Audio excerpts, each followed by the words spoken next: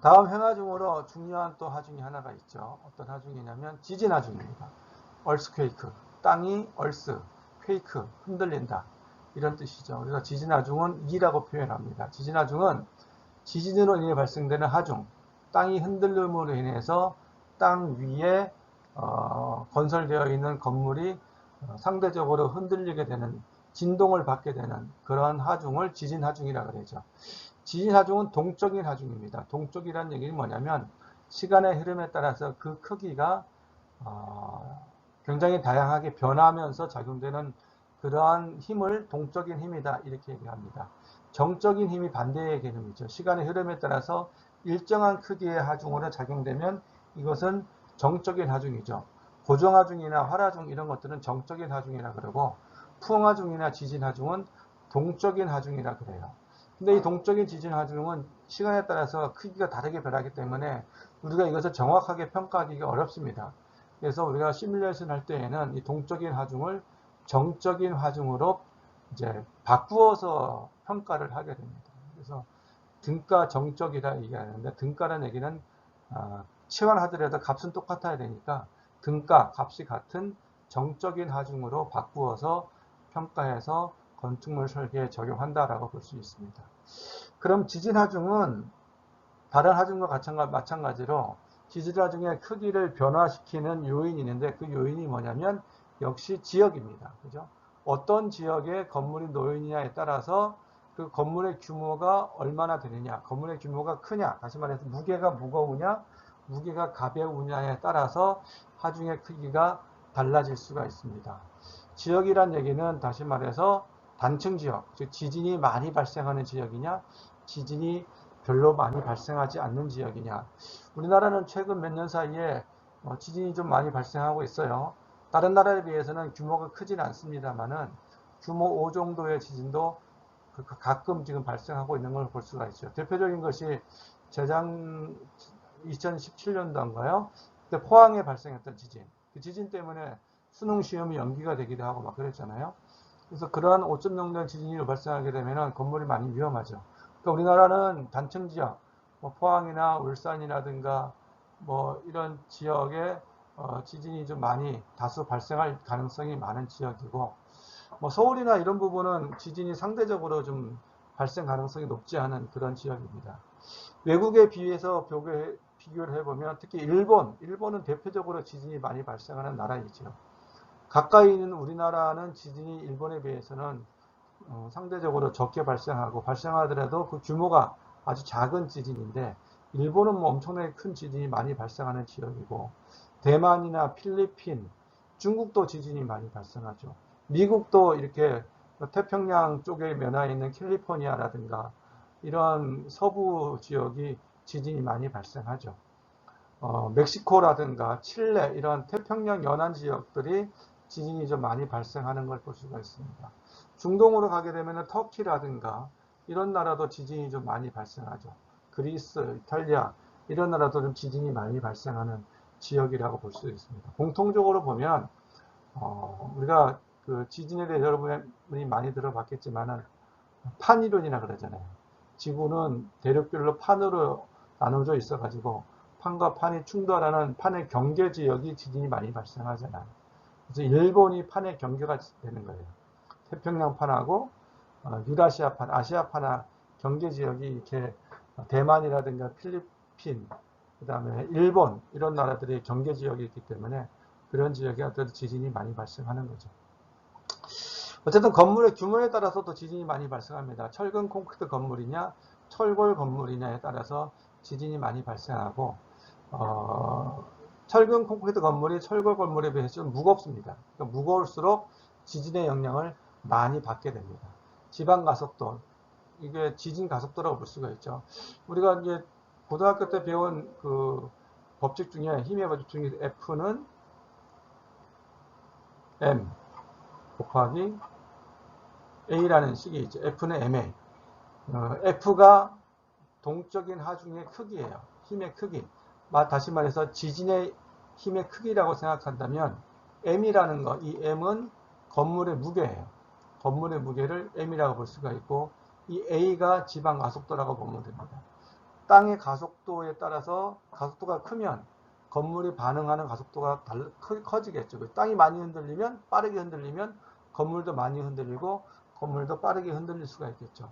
그런 가속도를 말을 합니다. 그러니까 가속도가 크면 지진력이 커지는 거고, 건물의 무게가 무거울수록 지진력이 커지는 거예요. 그러니까 지진에 대해서 좀 안전하려면 건물의 무게는 좀 가볍게 하는 필요는 있는 것이지요. 조금 더 살펴보면 자동차가 달리다가, 즉 버스가 달리다가 버스가 급출발하게 되면은 사람이 뒤로 밀려나게 되겠죠. 그죠? 그러다가 버스가 급정거하게 되면 사람이 이제 앞으로 쏠리는 그런 관성작용을 하게 됩니다. 이런 관성력이 지진력의 개념으로 이해를 할 수가 있어요. 즉, 지진이 발생해서 땅이 이렇게 흔들리면서 지방 가속도가 발생했어. 그러면은 땅 위에 있는 건물은 지방 가속도의 반대 방향으로 지진력을 받으면서 흔들리는 이런 관성력의 법칙을 가지고 있어요. 그러니까 우리가 그 버스의 움직임에 따라서 사람의 움직임이 반대 방향으로, 힘의 작용 방향과 반대 방향으로 작용되는 것처럼 땅이 흔들리는 거에 반대 방향으로 건물이 흔들리게 된다. 그래서 그 땅이 이쪽으로 흔들리면 그 건물은 이쪽 방향으로 흔들리게 될 것이고, 땅이 이쪽 방향으로 흔들리게 되면 건물은 이쪽 방향으로 흔들리는, 서로 반대 방향으로 흔들리는 이런 식으로 지진 하중의 반응이 일어나게 되는 거죠. 그래서 지진 하중의 크기를 좀 구체적으로 얘기하면은 뭐 응답계수 곱하기 건물 중량 이렇게 얘기를 하는데, 건물 중량 아까 얘기했잖아요, 그죠? 무게가 가벼울수록 좋다고 그랬어요. 그래서 응답계수는 뭐냐면 여기 있는 값이 있는데 좀 복잡하죠, 그죠? CS는 S, 가속도 계수. 얼마나 가속도가 크냐. 이거는 지역과 집안에 따라 달라집니다. 땅이 단단하느냐, 땅이 좀 연약하냐에 따라서 달라질 수가 있어요. I는 건물의 중요도예요. 원자력 구조물 굉장히 중요하죠, 그죠? 아파트 원자력 구조물보다는 중요도가 좀 낮아요. 이렇게 건물의 용도에 따라서 달라지는 중요도 계수가 있고, R은 반응 수정 계수예요. 건물을 어떤 시스템으로 만드느냐, 뭐 골조 구조냐, 벽식 구조이냐, 그 다음에 접합을 강하게 했느냐, 좀 약하게 했느냐에 따라서 반응하는 정도가 달라요. 튼튼할수록 잘 견딜 수가 있겠죠, 그죠? 그 다음에 T는 건물의 고유 주기를 해가지고 이렇게 흔들리는 거, 좌우로 흔들리잖아요, 그죠? 흔들리는 것이 주기적으로 흔들리잖아요. 왔다 갔다 왔다 갔다 하니까 이 왔다 갔다 할 때 걸리는 시간이 얼마나 되느냐 하는 것이죠. 이러한 고유 주기에 따라서도 이 지진 하중의 크기가 달라진다고 하는데, 뭐 구체적인 것은 여러분이 꼭 알지 않아도 되는 부분이니까, 대신에 개념적으로 이런 값들을 고려해서 지진 하중의 크기가 결정이 되는구나, 이렇게 이해를 하면 됩니다. 다시 말해서 지진 하중이나 풍하중은 정적인 하중이 아니라 동적인 하중이기 때문에 계산이 좀 복잡합니다. 그래서 지역이나 지진이 발생하는 지역의 중요도가 있는데 1구역하고 2구역이 있습니다. 그 지진이 좀 위험하다고 보는 그런 지역이죠. 그래서 그 1구역은 서울부터 시작해서 대부분의 우리나라 지역인데 0.2G라고 보고 있고, 이 G가 뭐냐면 중력 가속도예요. 0.2G가 중력 가속도의 한 22% 정도, 중력 가속도 9.8 그 메타퍼세크 저승이잖아요, 그죠? 그래서 9.8 메타퍼세크에 한 22% 정도가 적용된다고 보면 되고, 강원도 북부라든가 제주도 지역은 지진이 그렇게 많이 발생하지 않는 지역이라고 봐서 0.14G 정도 지진 구역 개수를 좀 적게 보고 있다, 이렇게 보면 됩니다. 우리나라 지역이 이렇게 지진의 영향을 부분에서 적용하고 있다 보면 되겠어요. 그래서 이런 전체적인 등고선 표현을 보게 되면은 여기 뭐 14, 15, 16, 17, 18, 19 뭐 이렇게 돼 있잖아요, 그죠? 19 정도 되는 이 지역이 좀 지진이 많이 발생할 수 있는 가능성이 높은 지역이고, 제주도는 뭐 0.1, 0.09로 굉장히 낮잖아요. 지진의 가능성이 별로 없다라고 보면 됩니다. 근데 있죠, 그죠? 경상도 쪽이 18, 19, 17 이런 식으로 좀 높은 지역입니다. 그죠? 서울이나 이런 지역, 서울은 지금 서울이 여기 있으니까 이 등고선 보면 16이나 17, 15 이 사이에 존재하니까 상대적으로 이 경상도에 비해서는 좀 적다 이렇게 볼 수도 있겠습니다. 그 다음에 지진이 나왔으니까 여러분이 참고적으로 용어를 좀 알 필요는 있어요. 지진이 발생된 원점을 진원이라 그래요. 그리고 진원으로부터 지표면까지의 수직으로 올라가서 지표면에 있는 위치를 진앙이라 그럽니다. 그래서 진앙으로부터 사람이 지진을 느끼는 위치까지의 거리를 진앙거리라 그러고, 진원으로부터 사람이 지진을 느끼는 그 위치까지의 거리를 진원거리다 이렇게 얘기합니다. 그래서 진원이 얕을수록 진앙에 가까울수록 지진의 세기는 커지겠죠. 그래서 지표면으로부터 깊숙한 위치에서 지진이 발생하느냐, 지표면에 가깝게 발생하느냐, 당연히 지표면에서 가까운 위치에서 발생하게 되면 건물의 영향이 그만큼 크게 받을 수가 있겠죠. 그래서 여기 진앙하고 진원의 개념을 좀 이해할 필요가 있다.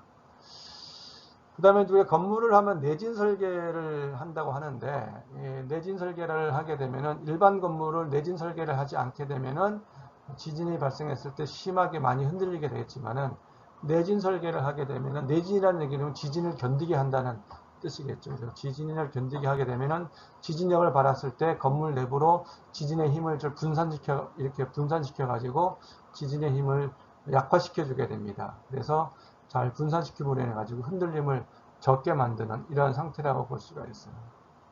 그래서 지진에 대해서 마지막으로 하나의 개념을 더 소개하면, 지진을 견디게 하는 방법이 세 가지가 있어요. 첫째가 내진 구조. 이렇게 지진을 잘 견디도록 설계를 하게 되는 거예요. 그러니까 건물이 흔들릴 수 있어요. 그러나 건물의 규모나 용도나 위치에 따라서 흔들림의 정도를 적게 하거나 뭐 이렇게 해가지고 지진을 견디게 만드는 것이고, 제진 구조는 지진을 제어하는 거죠. 진동을 제어하는 거예요.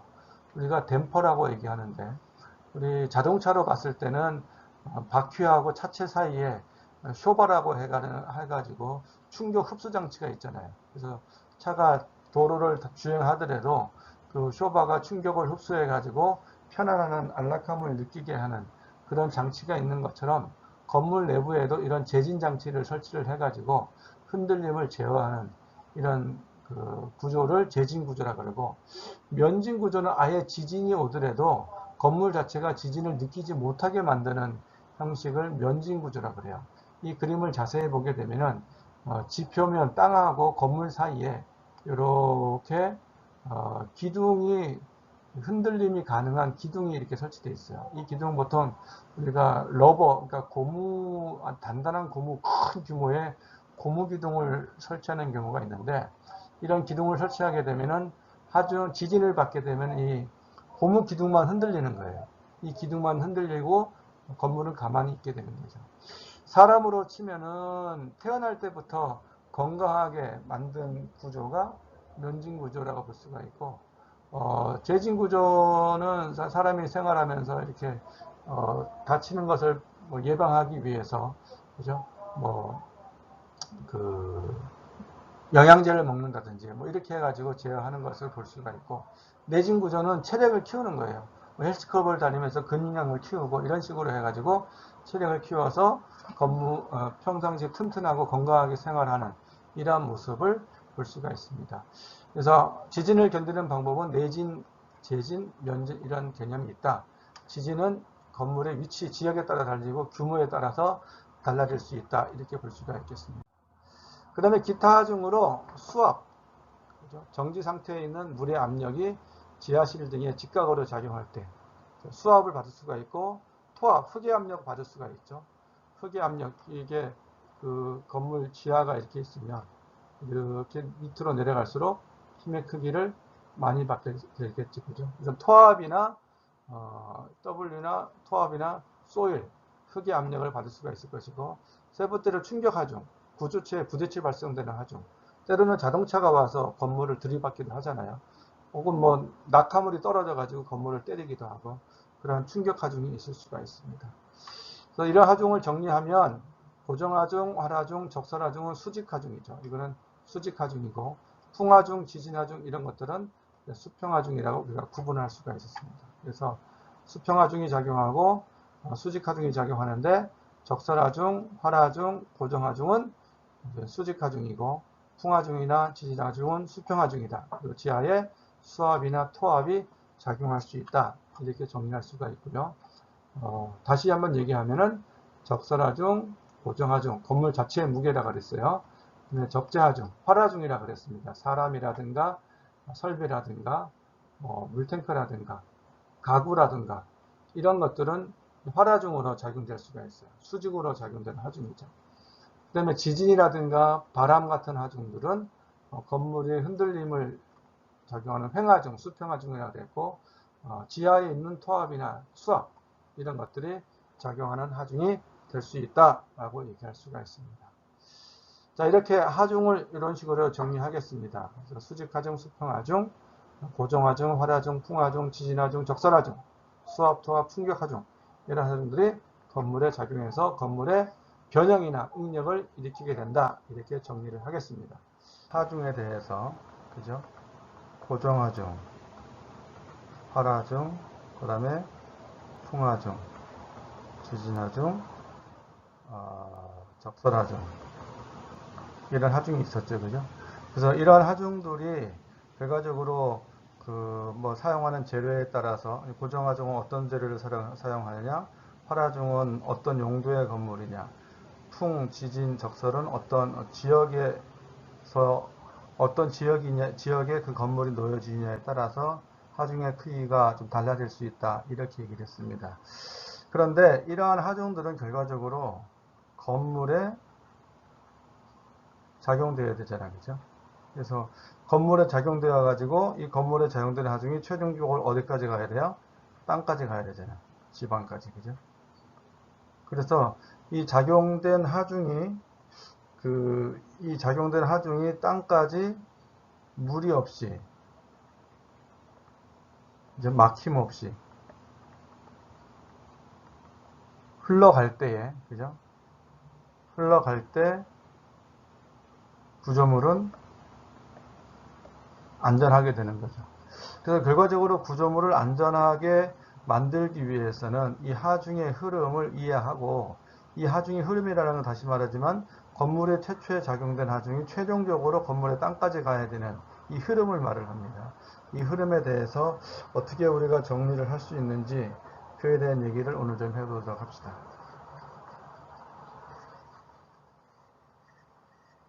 지우고 일단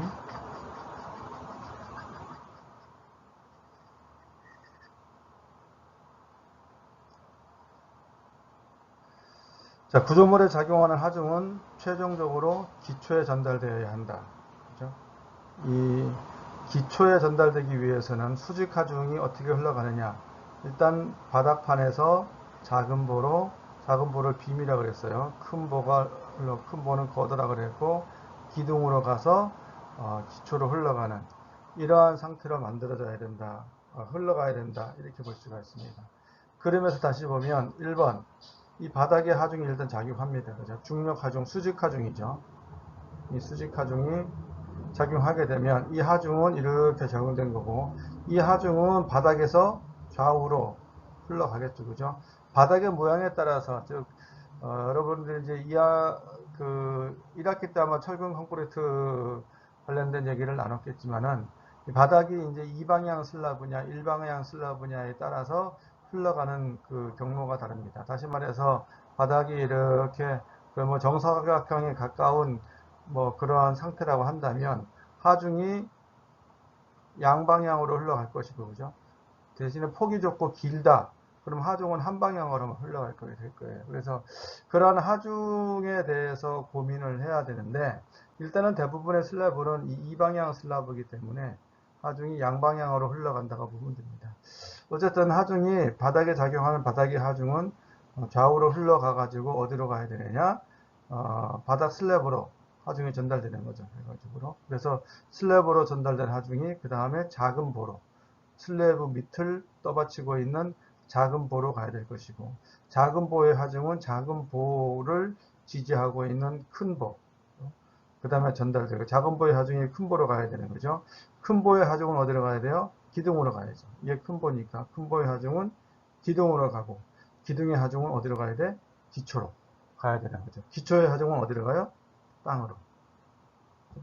결과적으로 최상부층에 놓여진 하중이 최하부인 땅까지 전달될 때에 이 전달되는 과정이 아까도 얘기했지만 무리 없이 막힘없이 흘러가야 되는 거죠.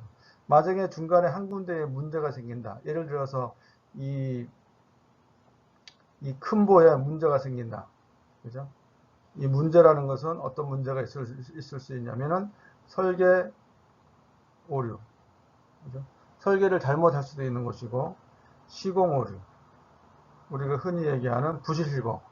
이제 철근이 제대로 안 들어갔다든지, 콘크리트가 제대로 그 강도를 발휘 못한다든지, 뭐 그런 문제가 있을 수 있을 겁니다.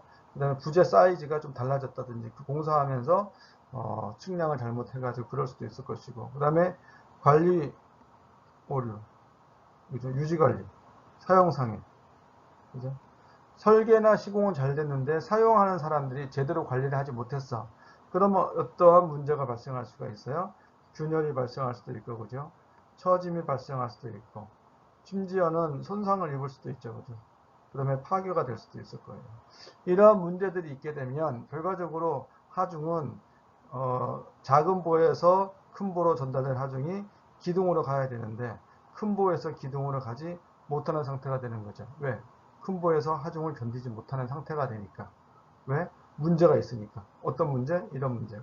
그래서 이런 문제가 있다면 결과적으로 큰 보가 하중을 전달하지 못하기 때문에 하중이 여기서 멈춰버리는 거죠. 흘러가지 못하고. 그리고 멈춰버리는 하중은 결과적으로 흘러가지 못하니까 그 멈춘 부분에 집중될 것이고, 집중되는 하중은 결과적으로 문제 있는 이 큰 보에 더 큰 영향을 미쳐서 결과적으로 파괴시키는 그러한 상태가 되는 거죠. 큰 보가 파괴되면 어떻게 되겠어요? 큰 보가 지지하고 있는 작은 보, 작은 보가 지지하고 있는 슬래브 전부 다 문제가 되겠죠. 안전에 문제가 된다는 겁니다. 그래서 하중은 최초에 작용되는 하중이 최종적으로 땅까지 갈 동안 아무런 문제 없이 아무런 문제냐면 바닥판, 작은 보, 큰 보, 기둥이나 벽체, 기초 이러한 구조 요소들, 다시 말해서 부재들이죠. 이 부재들에 전혀 문제 없이 막힘 없이 안전하게 구조 요소가 그 역할을 다 감당하면서 하중을 견뎌주고 하중을 다음 부재로 전달시켜 줘야 된다. 이렇게 이해를 할 수가 있습니다. 지금 수직 하중 얘기했습니다만 수평 하중도 같은 개념으로 보면 돼요. 수평 하중은 옆에서 하중이 오는 거니까 기둥이나 보가 먼저 받겠죠. 근데 어쨌든 수평 하중이라 할지라도 이 수평 하중은 최종적으로 어디로 가야 돼요? 마찬가지로 땅으로 가야 되는 거지. 그러니까 이 땅으로 가기까지 하중이 무리 없이 흘러가야 된다. 이렇게 하중의 흐름을 정리해 볼 수가 있습니다. 자, 그러면 건물에 작용되는 하중이 아까 대표적으로 고정하중, 활하중, 풍하중, 지진하중, 적설하중이 있다고 그랬는데 그러한 하중들을 조금 우리가 실제로 이제 이용을 하고 사용을 하고 계산에 활용할 수 있어야 되잖아요. 그러기 위해서는 고정하중 그대로 쓸 수는 없고 이 하중을 변환시켜서 사용해야 된다는 거죠. 그래서 하중을 어떤 식으로 변환해서 분류하고 있는지 거기에 대해서 좀 살펴보도록 합시다. 우선 시간의 크기에 따라서 시간에 따른 크기의 변화, 시간이 흘러감에 따라서 크기가 변할 수가 있어요. 그 하중이 뭐냐면 첫째로 정하중 스테이팅 로드. 이것은 뭐냐면 시간에 따라서 시간이 이렇게 있으면 이게 시간입니다. 이게 하중의 크기예요. 이렇게 있으면 여기에 하중이 작용할 때 하중의 크기가 시간에 따라서 이렇게 일정한 크기로 작용되는 하중. 반복되기도 하겠지만은 또는 시간의 크기에 따라서 일정하게 하중이 작용되는 이러한 하중, 그죠? 이러한 하중을 정하중이라고 해요. 고정하중, 정하중이라고 할 수 있죠. 왜? 건물이 지어지는 순간 건물의 자체 무게니까 그 자체 무게는 특별한 사정이 없는 한 뭐 리모델링이 된다거나 뭐 부분적으로 중축이 된다거나 그렇지 않으면 건물이 파괴될 때까지 거의 그 무게를 유지할 거예요. 거의 변화 없이. 그리고 활하중도 마찬가지죠. 활하중도 우리가 학교를 생각하면 강의실에 있는데 428호 캐드실 강의실에 있다. 이 캐드실 강의실은 앞으로도 특별한 사정이 없는 한 또 여러분 졸업할 때까지 졸업 이후라도 거의 뭐 건축과가 이 진리관 4층 건물에 계속 있다고 한다면 그 428호 캐드실은 캐드실로 계속 사용될 거예요. 그러면 그 용도는 항상 캐드실이라고 정해져 있으니까 거기에 적용되는 하중은 활하중이 값이 변화가 거의 없다는 거죠. 거의가 없는 거죠. 아예 없는 거죠. 그러니까 하중은 일정한 크기의 하중을 가지게 되는 거죠. 적설하중도 마찬가지예요. 물론 눈이 쌓였다가 녹으면 없어지기 때문에 시간에 따라서 있기도 하고 없어지기도 하고 하는 그런 하중으로도 볼 수 있겠지만 일단은 눈이 쌓인다. 그럼 얼어있다 라고 한다면 일정 기간 동안 그 부피를 유지할 수 있기 때문에 하중의 크기도 큰 변화 없이 유지될 수 있다는 겁니다. 그러나 동하중 있죠. 동하중은 풍하중하고 지진하중처럼 시간에 따라서 변동의 폭이 큽니다. 시간이 이렇게 있으면 그죠? 이 하중은 굉장히 이게 다이나믹하게 크게 변하는 거죠. 하중이 지진이 우리가 여러분 지진이 발생하게 되면 우리가 뉴스라든가 어떤 그 소식을 통해 가지고 그 지진파에 대한 그 정보를 많이 볼 수 있는데 지진파가 굉장히 들쑥날쑥하죠. 그죠? 크기가 커졌다 작아졌다 이 폭이 좁아졌다 커졌다 이 주기라 그러는데 이런 것들이 굉장히 다양하게 변하죠. 지진이 발생하게 되면 지진에 대해서 건물이 흔들리는 것이 1시간, 2시간 계속 흔들리는 게 아니고 그죠? 30초, 40초, 1분 내에 대부분 흔들리다가 멈춰버리게 됩니다.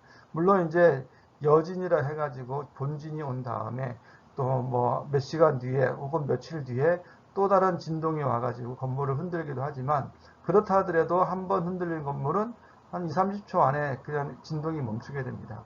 바람도 마찬가지였죠.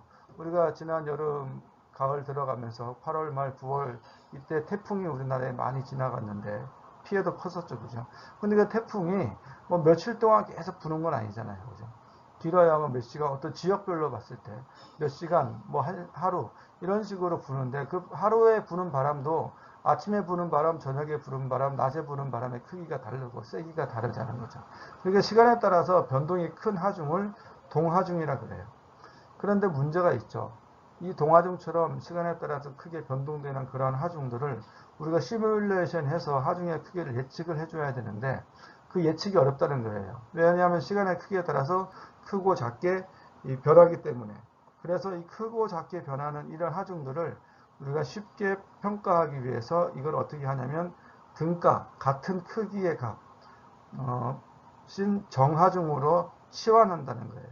그래서 등가의 하중, 치환하더라도 크기가 변하면 안 되니까 동하중의 크기가 변환되더라도 같은 크기의 값을 가지도록 정하중으로 이렇게 바꿔주는 이러한 것들을 말해요. 이걸 등가 정적 해석법이라 그래요. 지진, 내진 설계할 때 이런 방법으로 정리를 해서 설계를 하게 됩니다. 그래서 그 하중은 시간에 따라서 변할 수가 있는데 시간에 따라서 변하는 하중이 정하중하고 동하중이 있다. 이렇게 이해를 하면 되겠습니다. 그 다음에 작용하는 방향에 따라서 이거는 좀 기억하고 있어야 될 것 같아요.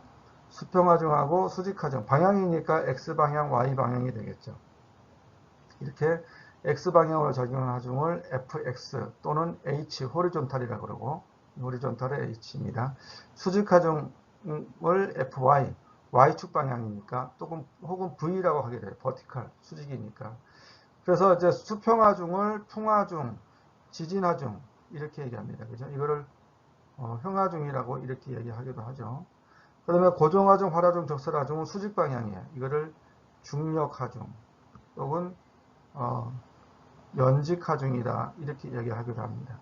중력 방향으로, 중력은 지구 중심으로 가는 거니까 Y축 방향이 되겠죠.